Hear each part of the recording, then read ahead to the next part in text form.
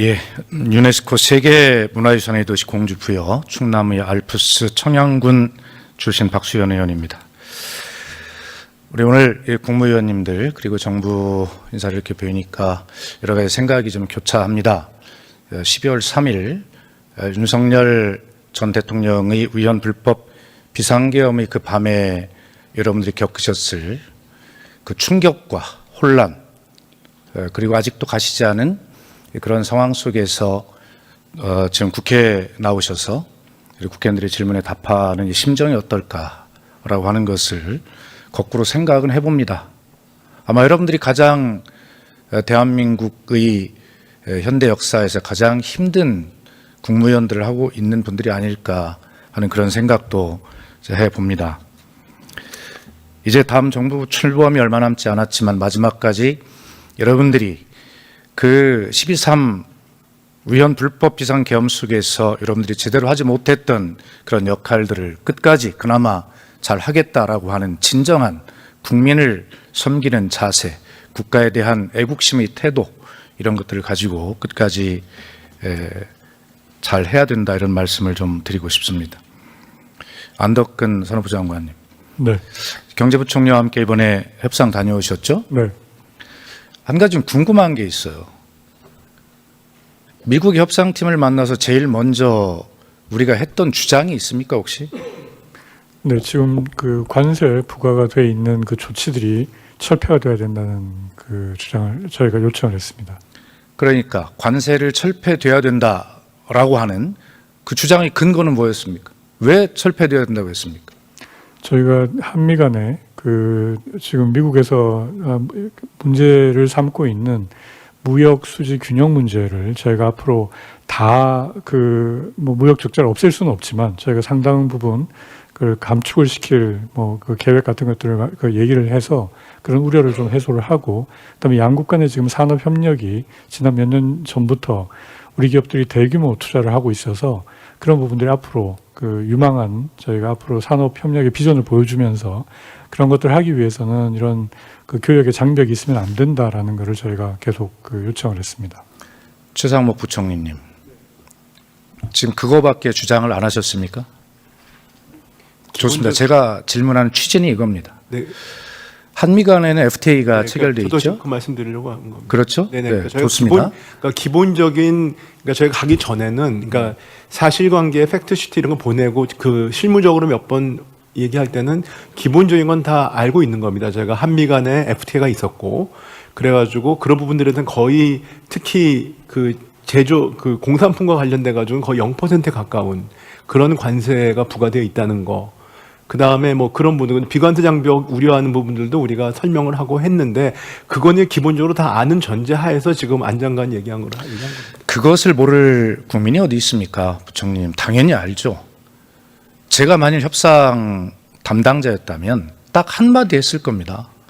우리 최상목 부총리님 온 국민이 신뢰하는 실력을 가지고 있는 분이고 위대한 조국 대한민국 국민이 뒤에서 지켜드리고 있는데 팔짱 딱 끼고 딱 한마디면 됐지 않습니까? What about FTA? 협상은 딱 한마디 던져놓고 팔짱 끼고 상대방의 반응을 보는 것입니다. 그런데 부총리께서 계속 어제 오늘 의원들이 질문에 답변하는 답은 뭐였냐면 질서 있는 협의였습니다. 부총리님, 협상에서 가장 중요한 두 가지를 꼽으라면 무엇을 꼽으시겠습니까? 저는 의제와 협상 시한이라고 생각합니다. 동의하시죠?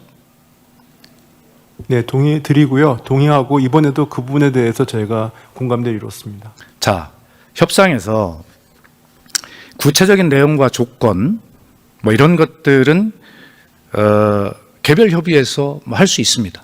그 개별 협의 이전에 어떤 의제를 협상 범위에 포함시킬 것인가라고 하는 것, 이 의제를 결정하는 것이 전 협상 과정의 거의 절반 가까이가 되는 가장 중요한 것이라고 저는 알고 있습니다.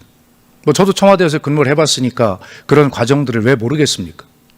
그런데 첫 협상에서 전 부총리 주장대로 이미 FTA가 체결되는 상태고 그걸 모를 리가 있겠냐라고 말씀하시지만, 그걸 알았다면 이 의제 부총리 말씀하신 뭡니까? 4대 의제, 줄라이 패키지 이렇게 말씀하셨는데 아니 이런 것들을 협상의 한 절반 가까이를 어떤 의제를 협의할 것인가를 협상하는 것 그리고 시한을 놓고 줄다리기 하는 것 이런 것들이 협상의 가장 기본 전략인데 그것을 이미 결정하고 4대 패키지 그리고 7월 8일까지 이렇게 가장 협상에서 중요한 의제와 기한이란 두 가지를 우리 부총리는 이미 그것을 포기하셨어요. 제가 볼 때는 그렇습니다. 그리고 나머지 마무리는 다음 정부에서 하는 게 좋겠다라고 또 말씀도 하셨어요. 당연히 다음 정부에서 해야죠. 그러나 협상의 거의 전반인 의제와 시한을 부총리께서 첫 번째 협상에서 다 내주고 그리고 그것도 우리는 미국과 FTA가 체결되어 있는 그런 상태인데도 FTA를 레버리지로 해서 이런 의제와 기한 이런 모든 것들을 우리가 이니셔티브를 쥐고 할 수 있음에도 불구하고 이미 첫 번째 협상에 다 주고 오셨어요. 그리고 다음 정부가 마무리를 해라. 이미 최상목 부총리께서 이 문제를 협상을 거의 다 저는 다 했다고 생각합니다. 그리고 다음 정부는 쉽게 얘기해서 사인만 해라 이런 취지로 들려요. 그럴 수밖에 없을 겁니다. 이런 측면에서 굉장히 아쉬움이 남아요. 아쉬움이 남고 그래서 우리가 그 유명한 하노이 회담도 기억하지만 미국인들의 가장 중요한 유명한 말 중에 No deal is better than a bad deal. 차라리 협상을 깨버려라 라고 하는 이런 말도 있지 않아요? 이런 논리로 부장된 트럼프 행정부 이런 논리를 평소에 가지고 있는 미국을 상대로 우리가 질서 있는 협의 7월 8일까지 협상을 마무리하겠다 라고 이렇게 모든 것을 다 던져놓은 이 협상이야말로 다음 정부에 엄청난 그런 피해를 주고 있는 것이다. 그래서 저는 우리 최상원 부총리 굉장히 서운하실지 모르지만 이번 2+2 회담이야말로 자승자박이고 자해 행위 아니냐 이렇게 저는 규정할 수밖에 없어요. 제가 주장하는 이 말씀에 대해서 우리 부총리 정말 가슴 깊이 생각을 하고 그런 협상의 전략 이런 문제에 대해서 잘 생각을 해야 되는데 거기다 한덕수 대행께서는 이미 부총리 일행이 가기도 전에 관세와 관련해서 트럼프와 맞서 싸우지 않겠다 뭐 등등 여러 가지 말씀하셨어요. 한덕수 대행의 그런 언론 인터뷰가 부총리와 안덕수 산업부 장관 가서 협상하는데 무슨 어떤 영향을 미치지 않았습니까?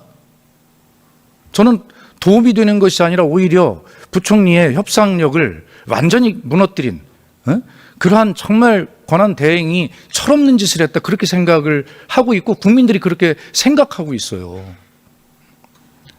그래서 부총리의 질서 있는 협의다라고 하는 것은 저는 맞지 않는다 이런 생각을 하고 있고요. 자, 한 가지 좀 여쭤봅시다. 이게 걱정돼서 하는 소리인데요. 어쨌든 뭐 관세 협상을 한다고 쳐요, 부총리님. 우리가 25, 일본 24죠. 상호 관세 지금 이제 미국 하고 있는 것이 그러면 협상을 잘해서 우리가 25% 부과받은 데에서 한 10%를 내려가지고 15%에 합의했다고 칩시다. 자, 일본은 24를 맞았는데 거기서 20으로 협상을 마무리했다고 쳐요. 그러면 우리는 상호관세비를 15%, 일본은 20% 되겠죠. 우리는 10%를 깎은 것이고 일본은 4%를 깎은 것이에요. 이런 숫자를 가정했을 때 부총리님, 한국과 일본이 어느 나라가 협상을 잘하는 것입니까? 부총리께서는 우리가 일본보다 협상을 잘했다라고 그렇게 주장하실 예정입니까? 뭐 그것만 갖고 판단할 수는 없을 것 같고요. 그 다음에 아까 의원님 말씀하신 것처럼 의원님 말씀도 제가 충분히 무슨 말씀인지 저도 알고 있습니다. 근데 지금의 그 협상, 미국과 협상하는 모든 나라들이 지금 예를 들어서 저희가 뭐 미국하고 FTA 협상을 새로 한다든지 한미 간의 문제에 대해서 협상을 한다면 의원님 말씀이 또 맞을 수도 있습니다. 그렇게 하는 게. 근데 지금의 경우에는 미국이 좀 과거와는 다른 방식으로 여러 나라와 동시에 협상을 진행하고 있는 것입니다. 그런데 거기서 저희가 생각할 때 어떻게 우리 국익 차원에서 또 국내 정치 상황에서 국민들한테 어떻게 불확실을 가장 줄여드릴 수 있을까라는 측면에서 판단을 했고요. 그 다음에 지금은 상호 관세뿐만 아니라 또 품목별 관세도 부과돼 있고요. 그 다음에 또 협력할 수 있는 부분이 아까 안정관 얘기한 것처럼 그 산업협력 이런 부분들이 있기 때문에 그 큰 틀에서 같이 종합적으로 고려해야 한다고 생각합니다. 부총리님, 제가 답변 시간을 충분히 드리는 이유는 부총리님의 답변이 굉장히 중요하고 국민들께서도 잘 아셔야 되기 때문에 제가 답변 시간을 충분히 드리는 것이거든요. 저도 지금 오늘 드릴 말씀이 굉장히 많아요. 그럼에도 불구하고 부총리께 답변 시간을 충분히 드리고 있는 것인데 매번 하시던 그런 말씀 국민들께서 믿지 않습니다. 왜 그러냐면 저도 오늘 PPT도 다 준비되어 있지만 앞에 어제 오늘 여러 의원님들이 여러 경제 지표를 가지고 말씀하셨어요. 지금 윤석열 정부에서 최상목 경제부총리의 경제팀이 지금 기록하고 있는 이 경제 지표들 다 보셨죠? 한마디로 폭망했다고 하는데 이런 경제 폭망을 이룬 우리 경제팀의 지금 이런 말씀이 국민들이 믿으실 것 같습니까? 이런 측면에서 여러 의원님들이 어제 오늘 지적했던 이 아주 정말 심각한 경제 지표들에 대해서 경제팀으로서 정말 국민께 죄송하다는 그런 생각을 가지고 계셔야 된다는 말씀을 드리고요. 몇 가지만 하고 제가 한 두 가지만 좀 말씀을 드릴게요. 하나는 지역 언론과 관련된 문제인데 오늘 이제 문체부 장관이 출석 대상이 아니기 때문에 우리 경제부총리께 한번 말씀을 드릴 테니까 그냥 한번 들어보십시오. 자, 지역 언론은 지역의 정체성과 특수성을 살리면서도 글로벌 관점에서 지역 이슈를 세계와 연결하는 글로컬 저널리즘의 주체라고 생각합니다. 저는 지역 언론이